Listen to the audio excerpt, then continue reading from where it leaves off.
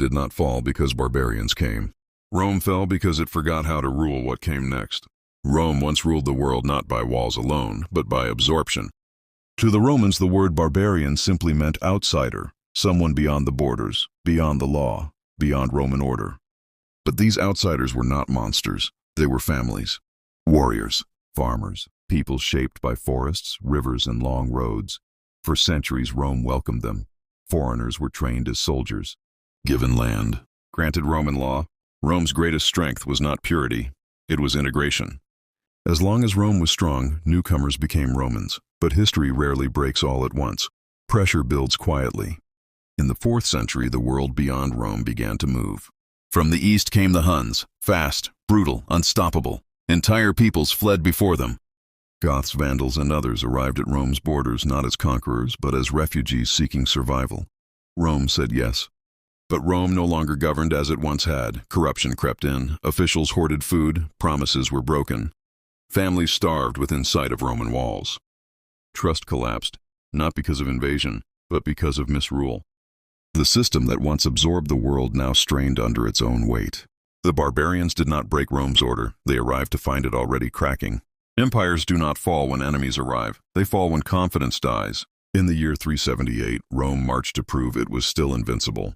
The Roman army met the Goths near a place called Adrianople. Roman banners rose high. Discipline held.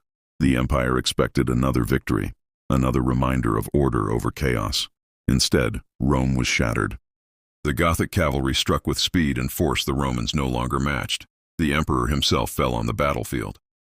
For the first time in centuries, Rome lost not just an army, but a myth. The world watched. Rome could be beaten.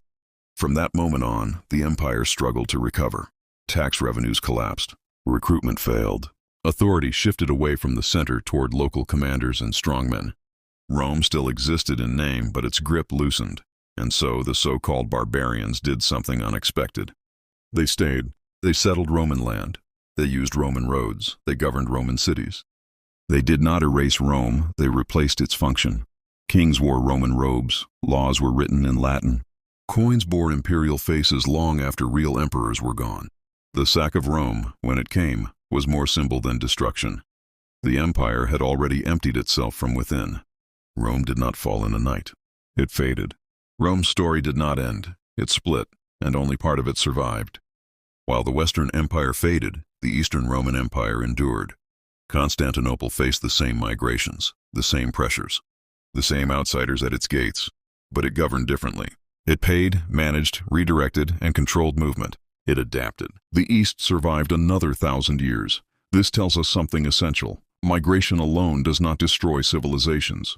Weak governance does. When Rome was strong, newcomers strengthened it. When Rome weakened, newcomers exposed its failure. The barbarians did not burn Rome down. They walked into a house already hollow. And when order disappeared, something else always followed. Someone else stepped in to rule. This is the pattern history repeats, not just in Rome, but in every empire that confuses power with permanence. Empires fall not because people arrive, but because control, trust, and legitimacy leave. Rome's roads still stretch across Europe, not as ruins of invasion, but as reminders of what happens when a civilization forgets how to hold itself together.